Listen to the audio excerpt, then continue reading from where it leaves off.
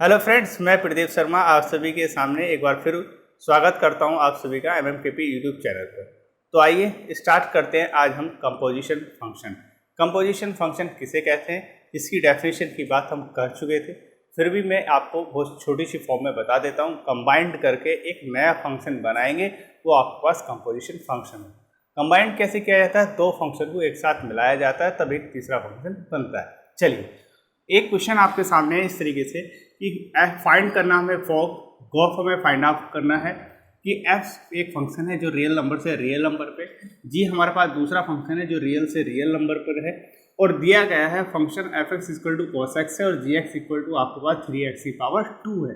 ठीक, तो हमें क्या निकालना है? गॉफ निकालना और फॉग निकालना, और ये भी शो करना कि गॉफ और फॉग दोनों आपस में क्या है, नॉट इक्वल है, इक्वल नहीं आते। चलिए स्टार्ट करते हैं। देखिए, फंक्शन हमारे पास दे रखा है r से लेकर r, और एफ एक्स इक्वल टू क्या है, ये हमारे पास है cos x। अगर x की बात करेंगे तो ये डोमेन में जाएगा r, रियल नंबर से। दूसरा हमारे पास फंक्शन है g, वो भी आपके पास r से लेकर r है, और जी एक्स आपके पास क्या दे रखा है, ये है आपके पास 3x की पावर 2, और x भी बिलोंग करेगा r। दोनों तो r से चलते हैं, r पर पहुंच जाए। फाइंड आउट क्या करना है? फाइंड आउट हमें करना है, सबसे पहले निकाल लेते हैं FOGS, फॉग निकाल लेते हैं। जब हम इसे लिखेंगे तो हम इस तरीके से लिखेंगे FG ऑफ किसके साथ, x के साथ, इस तरीके। तो g ऑफ x किसके बराबर है? 3x के साथ। तो हमने यहाँ लिखा 3x की पावर 2। अब 3x की पावर 2 को आप अपने दिमाग में क्या माने, x मान लीजिए, और वो किसके अंदर रखा हुआ? f के अंदर रखा हुआ। तो जब f के अंदर रखा हुआ पूरे को आप x मानोगे तो एफ एक्स बराबर cos x होता है। तो ये वैल्यू किसके इक्वल जाएगी? ये बनेगा आपके पास क्या कि cos आपके पास 3x की पावर कितना हो जाएगा 2। ये आपके पास बनेगा क्या, FOG of x। Fog function आपके पास ये निकल के वैल्यू फाइंड आउट होगी। चलिए अब बात करते हैं इसी के साथ। बात आपके पास है गॉफ निकालना, GOF। गॉफ हम निकालना है तो हम लिख सकते हैं इस तरीके से। देखिए, अब क्या हम बात क्या कर रहे हैं, एफ एक्स की बात कर रहे हैं, और एफ एक्स किसके इक्वल है? वो है आपके पास cos x के इक्वल। चलिए, तो हम लिखेंगे g इंटू आपके पास क्या, cos x। ठीक, अब cos x को हम थोड़ी देर के लिए x मान लें। x क्यों माने? जी एक्स बराबर आपके पास 3x की पावर 2 दे रखा था। तो x अगर आपके पास g के अंदर फंक्शन होता है तो वैल्यू होती है इसकी इमेज की 3x की पावर 2, और यहाँ x के स्थान पे हमने क्या ले लिया, cos x ले लिया। तो cos x यहाँ रखे जाएगा, तो 3 कांस्टेंट वो बाहर आएगा। तो हम लिख सकते हैं 3 इंटू आपके पास cos x और इसकी पावर आपके पास 2। तो ये बन गया आपके पास g ऑफ x, ये सेकेंड इक्वेशन। देखिए, सेकेंड इक्वेशन और फर्स्ट इक्वेशन में दोनों में देखिए, ये आपके पास राइट हैंड साइड है 3 इंटू कॉस एक्स का होल स्क्वायर किसकी है, गॉफ एक्स की है। अगर मैं इसे थोड़ा सा और ओपन करूं तो कुछ ये बन के आएगा। देखिए, 3 इंटू कॉस स्क्वायर आपके पास एक्स, ये वैल्यू बनेगी, और इधर आपके पास राइट हैंड साइड है FOG फोक की cos 3x की पावर 2। तो यहाँ cos स्क्वायर बन रहा है और यहाँ cos 3x की पावर 2 बन रही है। मतलब क्या, यहाँ फंक्शन cos का स्क्वायर है, यहाँ x का स्क्वायर है, और x भी किसके अंदर रखा हुआ, cos के एंगल में रखा हुआ। तो हम ये कहेंगे फर्स्ट इक्वेशन और सेकंड इक्वेशन से, फर्स्ट एंड सेकंड इक्वेशन से, कि भैया GOF नॉट इक्वल होंगे किसके, FOG के। कहने का मतलब क्या है, गॉफ और फोक आपस में इक्वल नहीं है, आपस में राइट हैंड साइड इक्वल नहीं आ रही है, ये इक्वल नहीं। फोक की वैल्यू निकलवाई थी तो ये आ गई, गॉफ की वैल्यू निकलवाई थी तो हमारे पास ये वैल्यू आ गई। हमने सारी वैल्यू फाइंड आउट करी, एक एक करके सारी वैल्यू की बात कर ली। चलिए अब चलते हैं आगे की ओर, नेक्स्ट क्वेश्चन की बात करते हैं। देखिए क्या कहता है।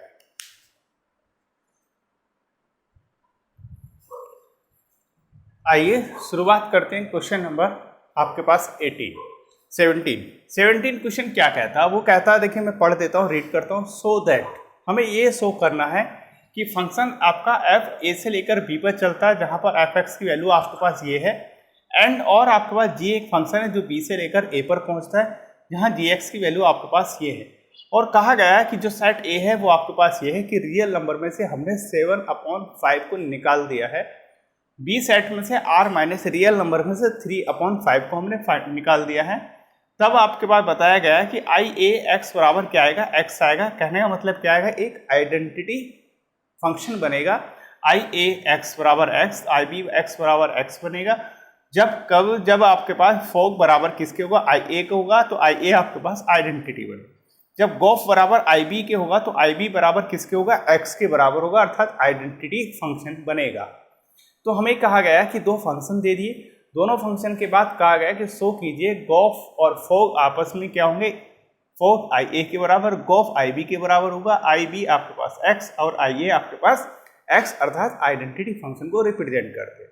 चलिए बात करते हैं। एफ एक्स आपके पास जो फंक्शन है उसके आपके पास एक्स जो होगा डोमेन ए सेट का होगा, और सेट ए के आपके पास एलिमेंट है r माइनस 7/5। देखिए 7/5 मैंने आपसे कहा था, अगर यहाँ से हम निकालें या x के स्थान पर 7/5 रखो तो 5 से 5 कैंसिल होगा, 7 माइनस 7 बचेगा, 0 बचेगा। तो डिनोमिनेटर में जो वैल्यू रखी हुई है x की वो वैल्यू निकाल दी जो 0 दे रही थी, तो इसीलिए यहाँ से हमने 7/5 को यहाँ से निकाल दिया r से, अर्थात सेट ए से। दूसरा आपके पास जो सेट बी है वो जी फंक्शन के लिए डोमेन का काम कर रहा है। वहाँ से हमने देखा कि x की वैल्यू 3/5 इसको 0 बनाएगी, 0 बनाएगी तो हमने x की वैल्यू क्या निकाल दिया, r में से 3/5 को निकाल दिया। अब उसके बाद हम काम करेंगे कि फोक कैसे बनेगा और गोफ कैसे बनेगा, क्या उनकी वैल्यू आई ए आई बी के रूप में आएंगी या नहीं आएंगी, उसकी हम बात करेंगे। चलिए देखिए, हमें सबसे पहले बात करनी है फोक की। जब हम फोक की बात करें तो हम कुछ इस तरीके से लिख लें, तो f इंटू आपके पास g ऑफ x, सिंपल तरीके से। अब g ऑफ x किसके बराबर है, ये है 7x प्लस 4/5x माइनस 3, तो ये लिख दीजिए। देखिए 7x प्लस 4 और अपॉन 5x माइनस के 3 लिख लिया। अब हमने इसे थोड़ी देर के लिए x मान लिया, x जैसे ही रखा तो ये बन गया f ऑफ x, और f ऑफ x बराबर होता है 3x प्लस 4/5x माइनस 7। तो हम कह सकते हैं 3 इंटू एक्स के स्थान पे हम रखेंगे 7x प्लस आपके पास 4 अपॉन आपके पास 5x माइनस 3, और ये आपके पास बन जाएगा प्लस के 4, और डिवाइड किससे करेंगे, 5 इंटू आपके पास 7x प्लस के 4 अपॉन 5x माइनस के 3, और ये आपके पास माइनस के 7 एज इट इज बने। इसे थोड़ा कैलकुलेट कर लीजिए, कैलकुलेट करके जो वैल्यू आएगी वो देखते क्या आएगी। देखिए कैलकुलेट करें तो यहाँ एलसीएम कितना आ जाएगा, 5x माइनस 3, जो बनेगा आपके पास 3 इंटू 7x प्लस 4 और प्लस 4 इंटू 5x माइनस के 3 अपॉन। अब यहाँ एलसीएम कितना आएगा, 5x माइनस 3, तो 5x माइनस 3 से 5x माइनस 3 कैंसिल हो जाएगा, तो ये बनेगा आपके पास ये 5 7x प्लस 4 माइनस 7 और 5x माइनस 3, ये बनेगा। इसे थोड़ा कैलकुलेट कर लिया जाए, कैलकुलेट करोगे तो बनेगा देखिए 21x प्लस 12 और प्लस 20x माइनस के 12 और अपॉन 35x प्लस 20 माइनस 35 आपके पास x, और आपके पास बनेगा प्लस कितना हो जाएगा, ये हो जाएगा 21। क्लियर, ये आपके पास वैल्यू बन के आएगा, ये माइनस और ये आपके पास प्लस। क्लियर। अब देखिए 12 से 12 तो कैंसिल होगा ही होगा, ये कैसे कैंसिल, 21x से और ये आपके पास 20 है तो कितना हो जाएगा, 41 हो जाएगा, 41x। अब यहाँ पर आपके पास 35x से 35x कैंसिल होगा, 20 और 21 कितना होगा, 41 होगा, 41 से 41 कैंसिल, तो वैल्यू क्या आ गई, x है। ये वैल्यू x किसकी आ गई, फोक x की। देखिए f o g of x की वैल्यू कितनी आ गई, x वैल्यू आई। ये किसके बराबर थी, x वैल्यू को हम i ऑफ x लिखते थे। कहने का मतलब क्या है, हम इसे लिख सकते हैं i ऑफ a इंटू आपके पास का ऑफ x।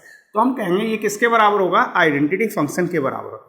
तो हमें फर्स्ट एक प्रूफ कर दिया हमने, जो हमें प्रूफ करना था।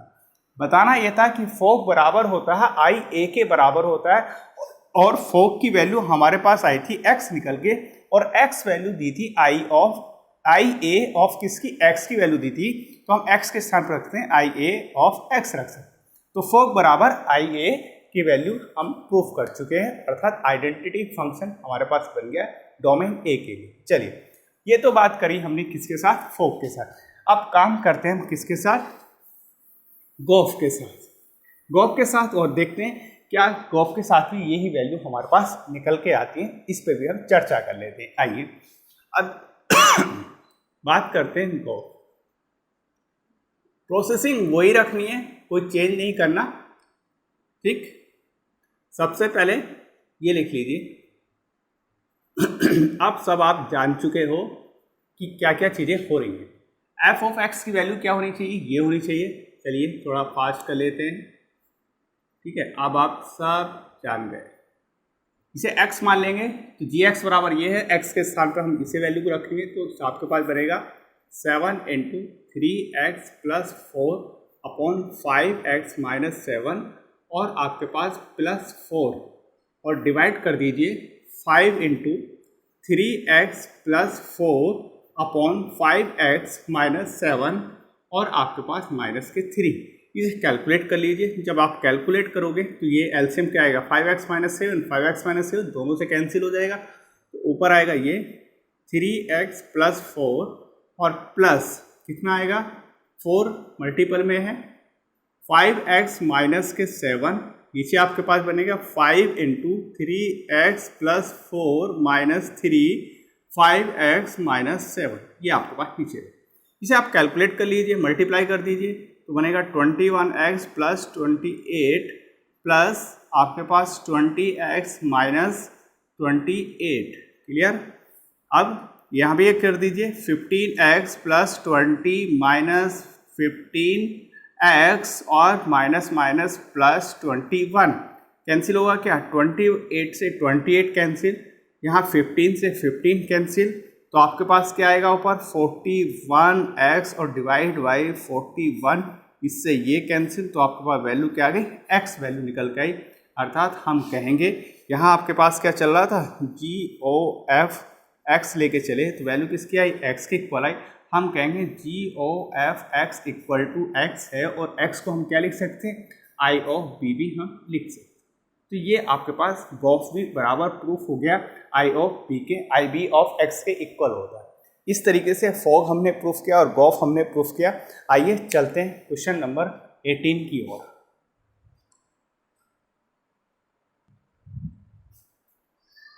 आइए बात करते हैं क्वेश्चन नंबर 18 क्वेश्चन बड़ा मजेदार क्वेश्चन है और बहुत अच्छा है, ऑब्जेक्टिव के लिए बहुत बनता है। देखिए वो कहता है शो कीजिए कि f सच दैट a से लेकर b आपके पास फंक्शन है, दूसरा आपके पास है b से लेकर c g फंक्शन है और दोनों फंक्शन आपके पास क्या है, 1 फंक्शन है। क्लियर।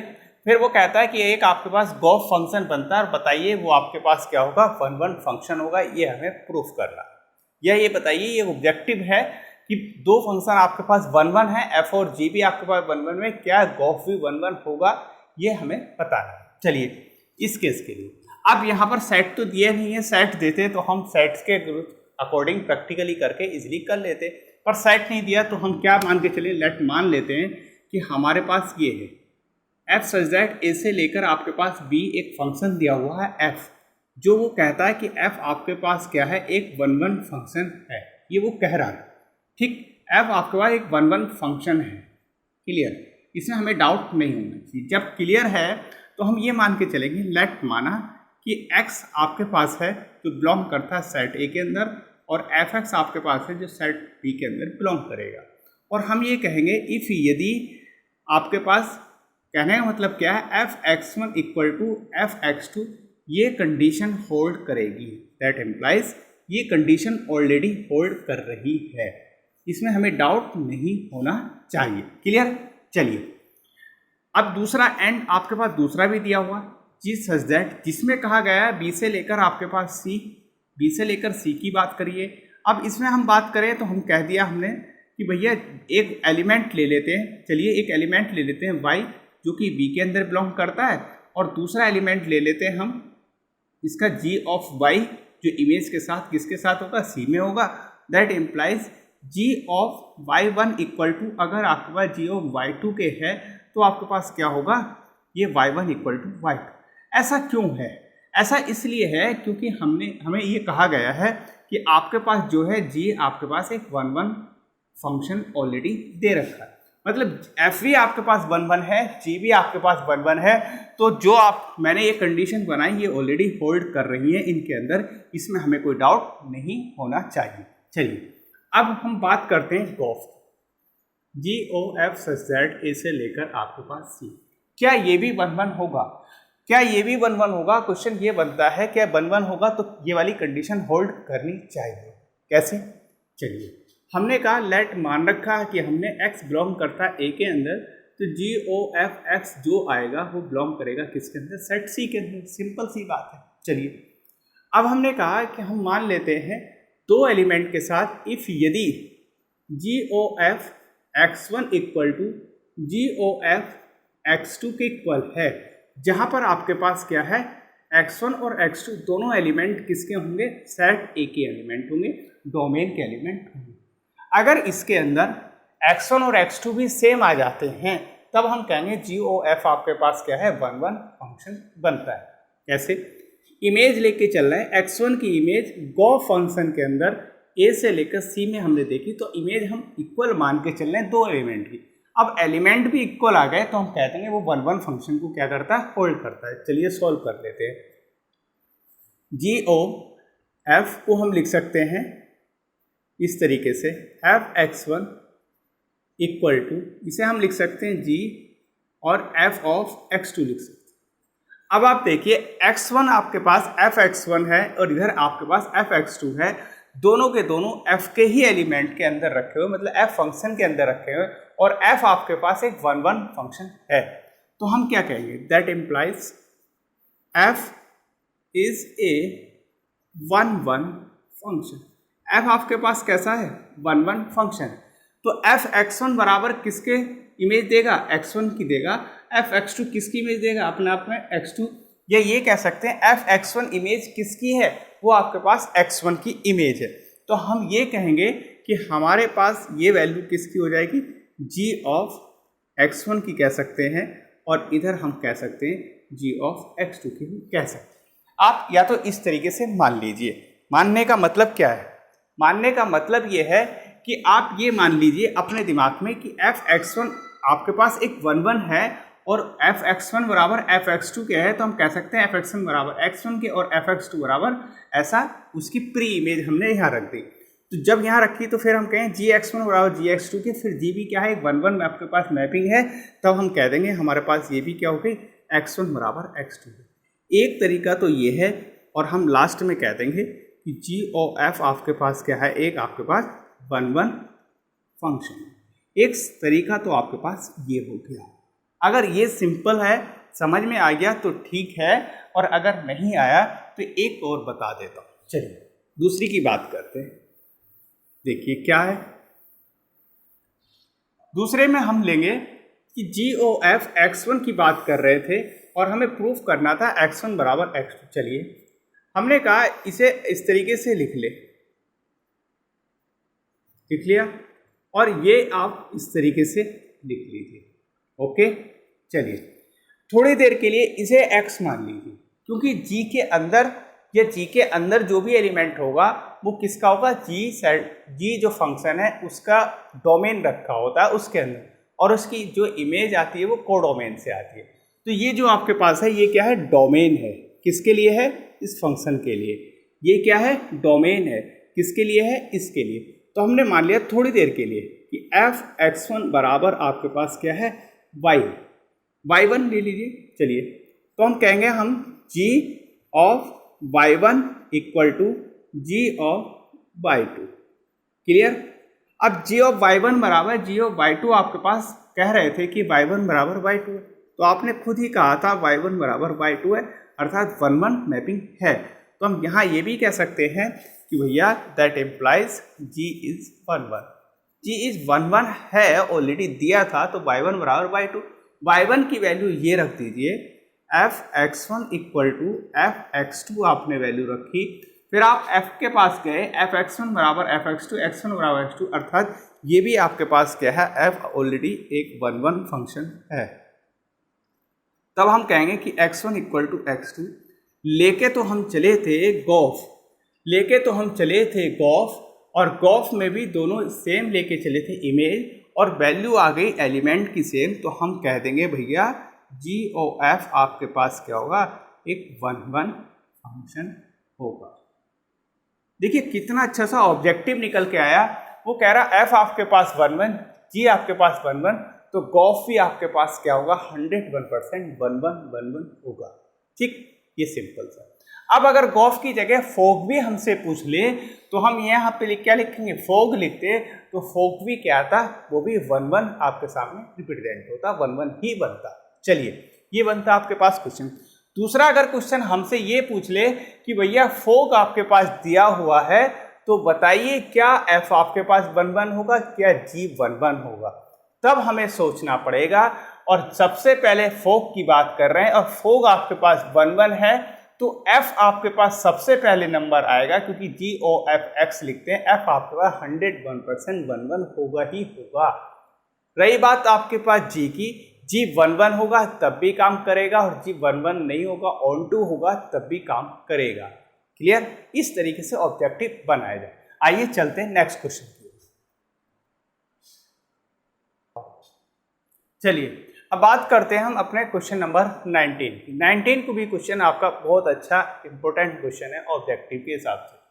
वो कहता है आपके पास एक फंक्शन है a से लेकर b, f फंक्शन है, दूसरा फंक्शन आपके पास g है जो b से लेकर आपके पास c पर पहुंचता है, और कहता है दोनों फंक्शन आपके पास ऑन टू फंक्शन है। तब आपको बताइए कि गॉफ आपके पास क्या होगा, वो भी आपके पास ऑन टू फंक्शन होगा। चलिए बात करते हैं कुछ इसी तरीके से।